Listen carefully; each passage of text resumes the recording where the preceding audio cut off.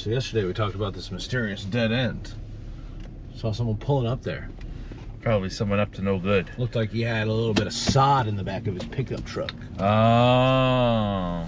Do you know, does that mean something to you? Yeah, It does mean something to you. I think so. Wow. I think, from what I know about the guy at the top of the road, I'm pretty sure he's a very handy, outdoorsy, landscapery kind of guy. Gotcha.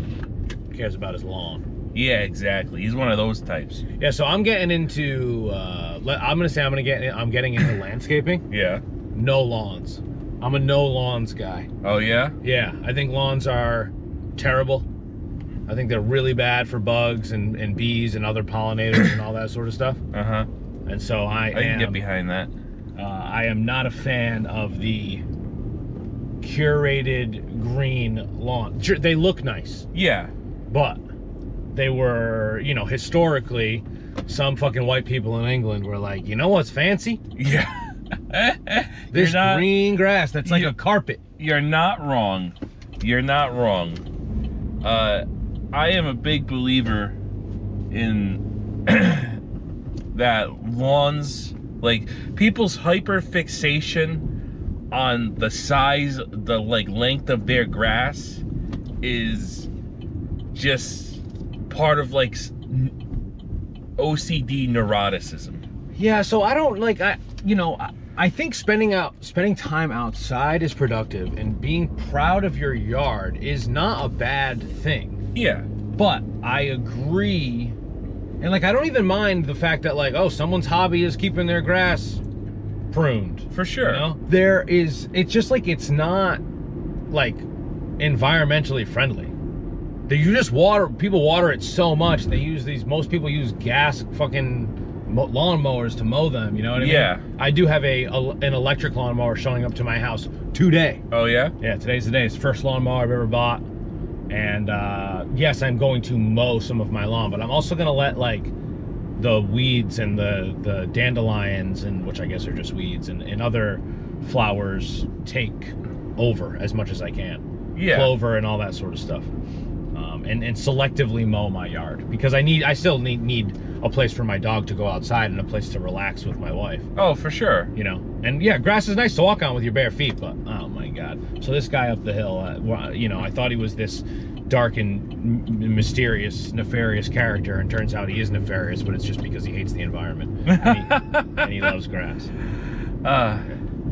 Sorry to speak on your neighbors. No, it's fine, it's fine. When it comes to lawns, right? Yeah. I feel like a lot of times it's like enforced upon you to have a nice lawn, right? 100%. Because it lowers the value of your property or the value of the properties around it, right? But like, I feel like if you really just trace that back and you ask, who legitimately fucking cares? Yes. It's usually some guy who, has a chip on his shoulder, who wears his pants a little too high up around his waist, right? And that's a nice little, I like that detail. Right? Yeah, that stereotype of like the old boomer guy. Yeah. Who cares, with the military crew cut, who cares just way too much about other people's business. And I'm not saying that you should let your grass grow as high as, like, we were talking about Lost World, Jurassic Park 2 the other day. Like, your lawn shouldn't look like the fucking tall grass in the scene where the raptors are in the fucking grass. No. Right? But at the same time, let your grass grow a little bit. Okay. Let some fucking dandelions grow. Yes, like, God forbid the bees had something to fucking pollinate your crops. Yeah. Oh my God, I get so fucking frustrated. Right? On your point. Yeah. I was telling people that did you hear me telling people that we work with about this? That I was like going to be selective mowing? Yeah. And one of our coworkers, yeah, I won't name him, but you fucking know who you are. Yeah. And if you're not watching this, also, fuck you. He was like, bet your neighbors are gonna love that. Yeah. First of all, I have resented that comment ever since you said it. I've thought about it multiple times. My yard is going to be beautiful. It's not going to be unkempt. I'm going to take what used to be grassy yard and turn it into native plants, wildflowers, a garden. You know what I mean? All things that like I want to look at. That's why I'm doing it, because I want to look at it and enjoy it and spend time outside and spend time curating it with Jocelyn. You know? And so that was a very deep-seated mindset that is, as we drive to work and I see lawn after lawn after lawn, like from the small scheme of like neighbors being like upset because grass is like not just green grass or whatever, to the grand scheme of the amount of like, you know, every single summer there's a drought and we're overwatering our lawns for what reason? Just to fucking keep up with the Joneses, man? You know what I mean? Like, no, I hate to sound like fucking Big Lebowski all the time. Yeah, no, but there's a point. No, there's a solid point to be made there. You know, I have always firmly believed that you should be questioning every aspect of everything around you, right? Amen, brother. And you can... Amen. Your questioning can always lead to you saying that the things around you are correct. Yes. Yeah, that's not a bad thing. Yes. Right? But like, just, you know, trotting through life, just sort of doing as is, accepting everything because it's the status quo and never questioning anything. Yes. I just can't imagine being that way. You're speaking to me, Mitch. You're really speaking to me. I could not agree with you more. Question everything. Question everything. And that doesn't mean that you need to be the antithesis of everything. No. But question things. You don't need to always be a contrarian. Right. You don't always need to be a hipster. Right. You know, like maybe at the end of the, who knows, maybe at the end of your foray into lawn, you know, you might learn some things and you might come to a new opinion of like, maybe this is why I should trim this more often. Yeah, of course. Right? Because there's a balance. Yeah. You know? Or you might be like, man. Pavers. Yeah. Pulling up all the grass, turning it into pavers. Yeah. You know, this is too much work. I lived in San Diego, and it's a very different climate, and I think it's a lot easier. The thing is and not to take a step back real quick, but like grass is very hardy. Yeah. It's relatively easy to grow. Yep. It is like harder to get it to be like pristine and green and have it be all like the same variety. Yeah. Right? That's what those people who are like military style. Yeah, You know what I mean? They're all like, it's like Bermuda grass, you know? Yeah. Most lawns are a mix of a bunch of different grasses. But it is hardy, and in New England climate, it's easy for it to like have a dormant winter and come back and be, you know, something that you can lay on nicely. You know, you can have a picnic on grass. You can spend time outside in your backyard if there's grass, easier than if there's like shale and dirt and rock. You know what I mean? Like it's generally more comfortable. But I lived in San Diego for some time, and the weather is a lot more agreeable, a lot more approachable, and people had these more like, I would say, drought resistant yards. Also, it's a place in the country that has more drought, but more of that like succulent cactus type of rock garden, you know, yards that were still nice to hang out in. Maybe it was more patio chairs than laying down on the ground. You know what I mean? You don't laying on a cactus.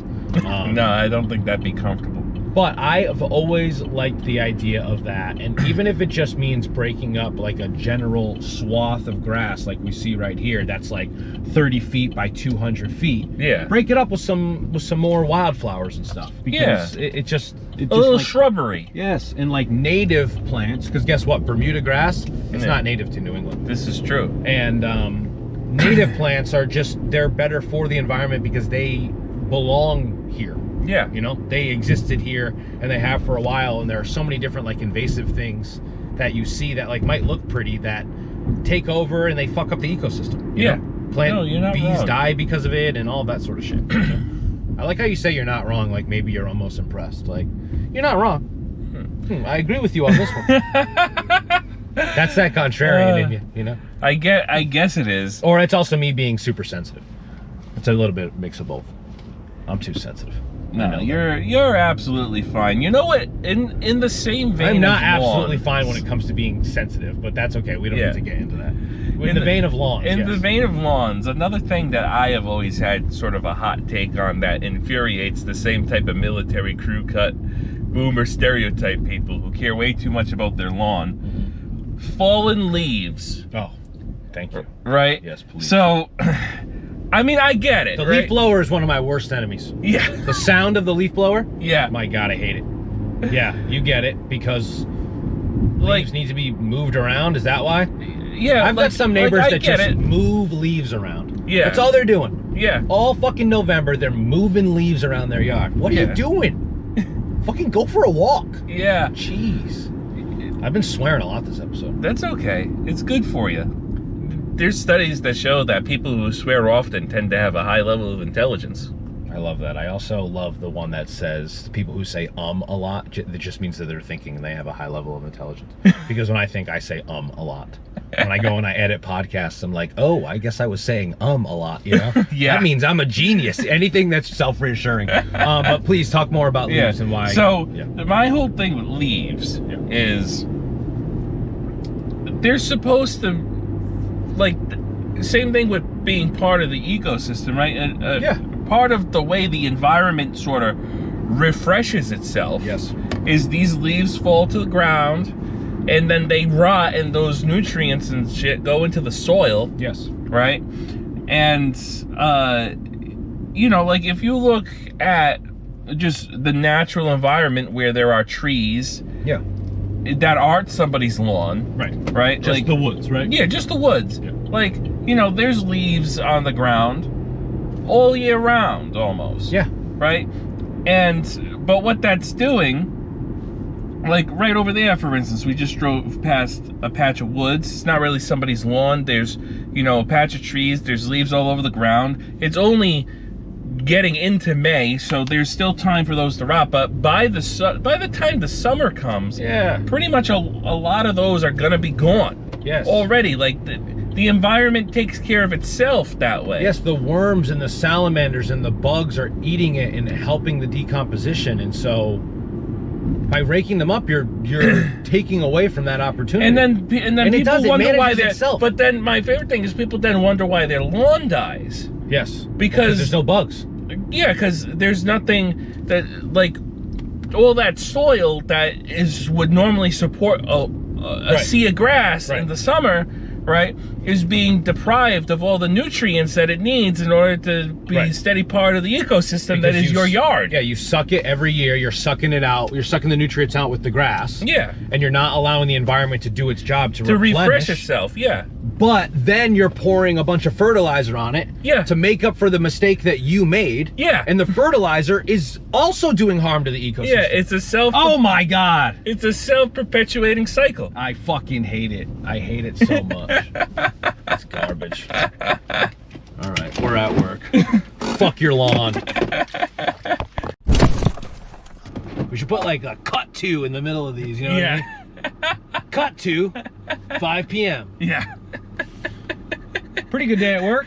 Interior / exterior. Stenning's car. Yeah, exactly. 5 p.m. Yeah, every time. Yeah. You know, every time it's the same. in the font, too. The setting's the same. People at work are like, are you podcasting now or in work? No. Well, we're fucking working, all right? Yeah. I take this shit seriously.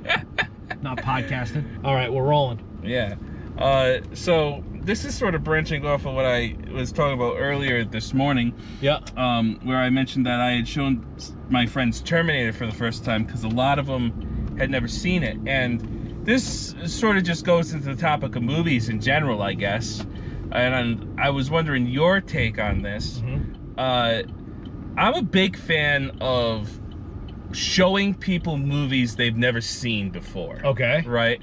So, like, I feel like there's some important movies in the pop culture lexicon, so to speak, that, like, in order to be able to keep up with conversation with an average person, you probably should at least have seen them. Yes. Right? Sure, I can agree with that. Like, I'm not saying that everybody here has to have seen your Hunter to the Future, but you probably should have seen Back to the Future. Sure. Right? Yeah. So, what I was curious about with you, because I've been doing this with my friends for a while, and I mean, like, we've watched tons of movies that they had never seen that retroactively now they'll pick up, like, oh, Mitch quotes that all the time. All the time, yeah. Right? Like, one of my favorites is, I quote My Cousin Vinny a lot. It's one of my absolute favorites. I do it at work all the time with some people we work with. Yeah, Bob was wearing a My Cousin Vinny shirt today. Yep.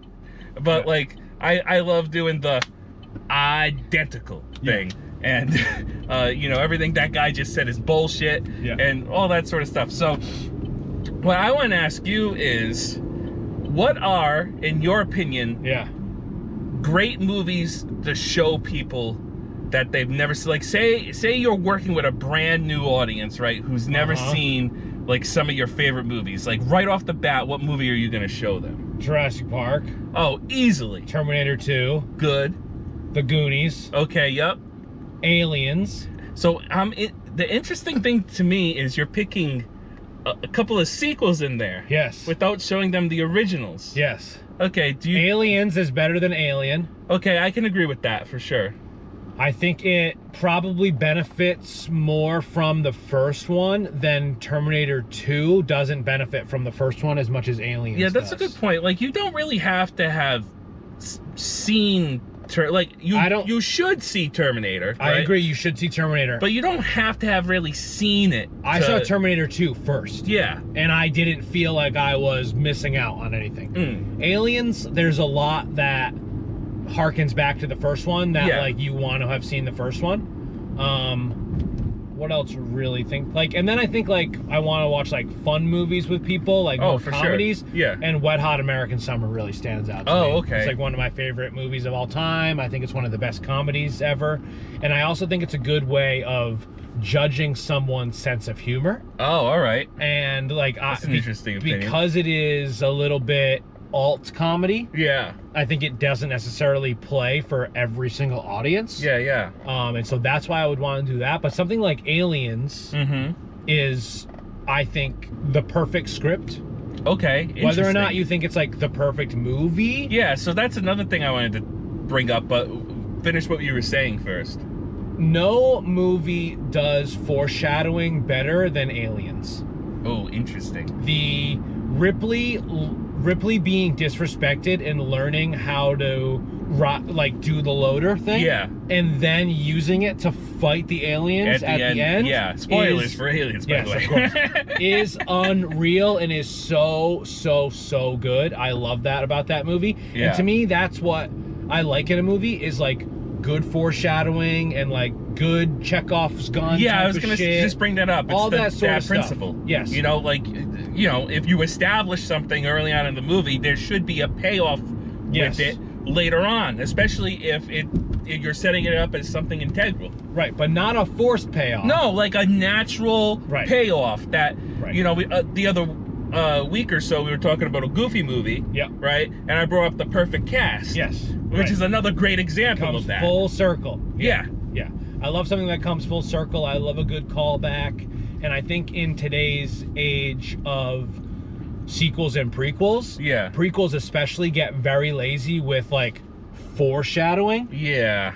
Bro, it's a prequel. We already watched the other one. Yeah. It's not fucking foreshadowing if I've seen the other movie already. Exactly. You know what I mean? They'll do like a cheeky wink at something like, remember at this? that point, point, of course I remember. At that point, it's not even foreshadowing. You're just referencing. You know. Exactly. Exactly. So that I don't really care for that much, but yeah, I don't know. I feel like those are the movies that like really stand out. Do you have picks that you really want to show people? So all of those, I will say pretty much all of those except for Wet Hot American Summer are movies that have been on our movies to watch list that I have with my group of friends. Of those, right, we've pretty much have watched all the ones you've listed except Terminator 2. Okay. Because you just watched Terminator. Yeah, we just watched Terminator. The way that we do it is we have so many movies at this point. Yeah. Do you have just like a list? We just have a list. And, you know, I acquire them. For lack of a better term. Arg. Yeah. And, you know, we actually just randomly spit, when we do a movie night, we have a randomly spinning wheel that we put all the names on, and so we just watch what comes up. So like the last one that we did, as of the time of this recording, we watched Amadeus, Terminator, and... But is this all at the same time? Same day? Same day, yeah. We only do a movie night like once a month or twice a month or whatever. And you like hop online with your friends? Yeah, it's all through online over Discord, right? I stream the movie, right? So what else did we watch? We watched 3 movies that night. We watched Amadeus, we watched Terminator, and I'm blanking on the last one. I haven't watched Amadeus in a long time. You know, we made the mistake. I think it's a very good movie. I remember it being very good, yeah. We made the mistake of watching the director's cut, which is like 3 hours long. Yeah. And I can tell where those 3 hours are because it's all like very extended sequences of the operas. Yeah. Which, yeah. You know, if you're an opera fan, right? I'm sure it's very cool if you're really into opera to see like Don Giovanni, the scene from it recreated on stage in this movie, right? As it would have been performed in the 1700s. But like, I can see why in the actual theatrical cut that scene was maybe 5 minutes. Right. You know, as opposed to 20. You know, I think a lot of the things about the movies that I picked, and there's one sort of, let's say, director that I left out. But what happens is it's very much like, those are very much like nostalgia based too. Yeah. Because there are other modern movies that I think like people should watch, and I would love to get their take on, like The Northman. Yes, that's actually on our list. But because it's not as steeped in nostalgia, it's a little bit newer. Yeah. It doesn't come to mind so quickly. Same. But another director, it would be Christopher Guest.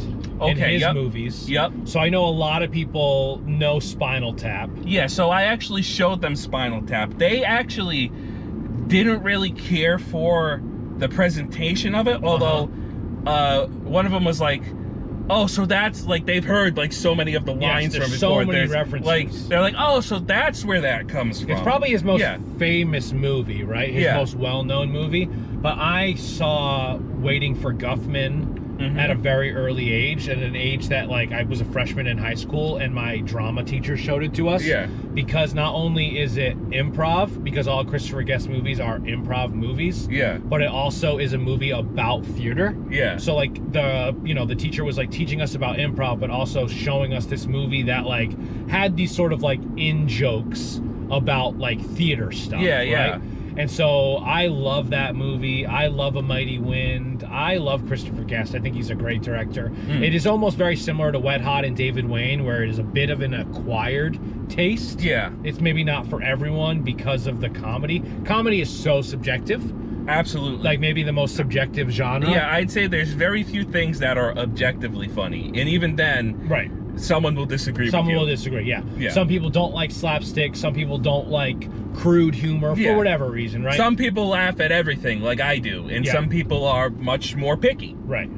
So that's, I mean, you know, those are the types of movies that come to mind when I think I'm going to rewatch this. And usually what happens is I'm going to rewatch it, and I'll say to Jocelyn, hey, have you ever seen this? Okay, yeah. She'll say, you know, yes or no, right? And I'll be like, then when she says no, that's when I get even more excited to watch it, you know? Like, how engaged will she be? Yeah. And sometimes the engagement is 100% because it's a good movie. Yeah. And then other times the engagement is not there, and it's just because maybe it's that nostalgia that's seeping in that makes me like it so much. Yeah. Or, you know, certain movies just aren't for certain people. Right? Oh, for sure. So, that's totally a thing. Like, we just watched The Goonies again. And I've watched, like, Jocelyn and I have been together for like 15 years. Yeah. I've watched The Goonies probably 25 times in the course of our relationship. Yeah. Every time I put it on, I'm like, have you watched this whole thing? Yeah. And it's always like, no, I've seen the beginning, or I've seen the middle, you know, whatever. Yeah. And so I think we sat down and we watched most of it, but it's also the type of thing that, like, I'm just sort of putting on as I'm doing computer work. Yeah. I'm working on shot lists. Yeah, so you're not necessarily sitting down to watch it at full attention. Right. Yeah. And then, like, I don't know, like Lord of the Rings comes to mind, but those are really long. And yes. Like, yeah. You know.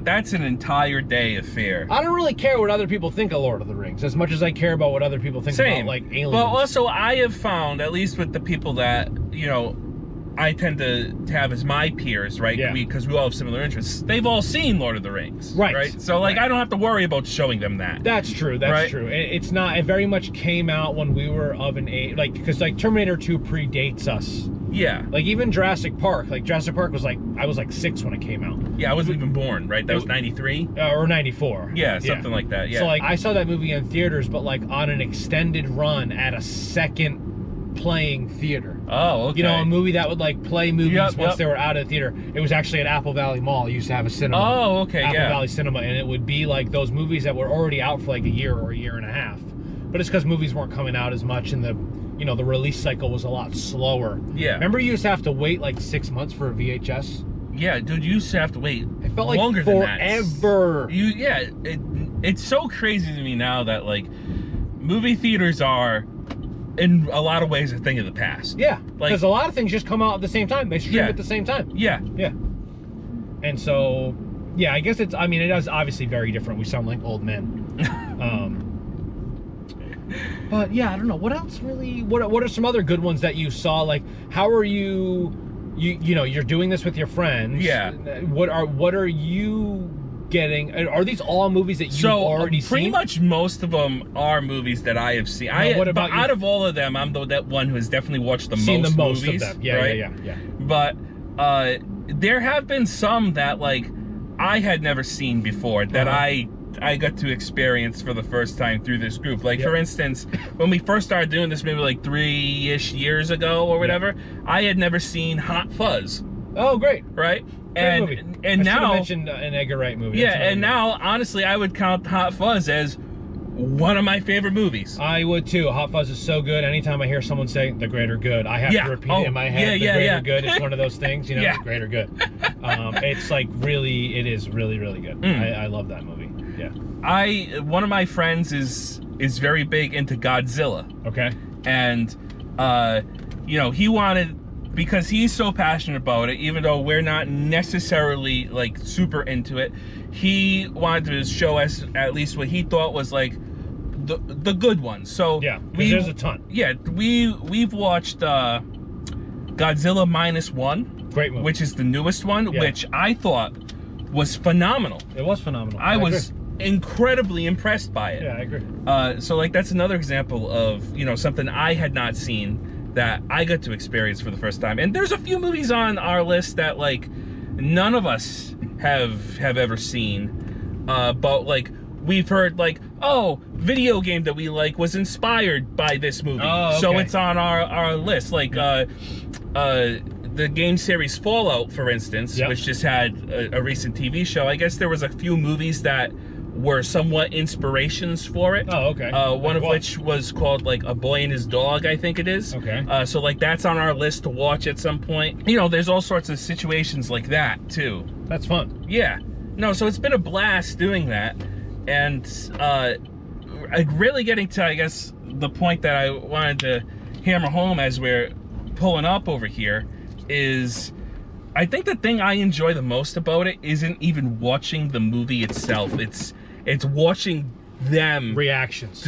Like, even though I might not even physically be watching them, but just getting to experience them discovering this movie that I like for the first time, or hearing that funny line that I remember for the first time. Yeah, and you're anticipating it, but they don't know it's coming. Yes, exactly. Yeah, and how they react to it. Yeah, that's a lot of fun. I love that. I've often thought about listening to music with you. Yeah. And me wanting to show you music like on the car ride or whatever, right? And getting like your reaction to it. Because I do think it's fun to share things that you like with people that you like, you know? Yeah, I agree. And it doesn't mean that everyone like needs to like the same things, right? But it's like part of that like sharing, that camaraderie. Yeah. You know? Yeah. I firmly believe that to be a well-versed, nuanced person, you have to be exposed to things that even if you don't like, because that way when you do have an opinion on it, at least it's an informed opinion. Right. You know I didn't mean? like this because, and not just like, yeah, like for the longest time I never watched Avatar. I hated the hype around Avatar when it first came out. Everyone's like, you gotta see it. Yeah. I'm like, I'm not fucking seeing it. 10 years later I watched it. I love it. I love Avatar. You know, it's fun to share things with people. It is. Thanks for sharing this podcast with me, Mitch. You're welcome, buddy. You're welcome. Great handshake. I'll see you tomorrow morning. All right, see you tomorrow.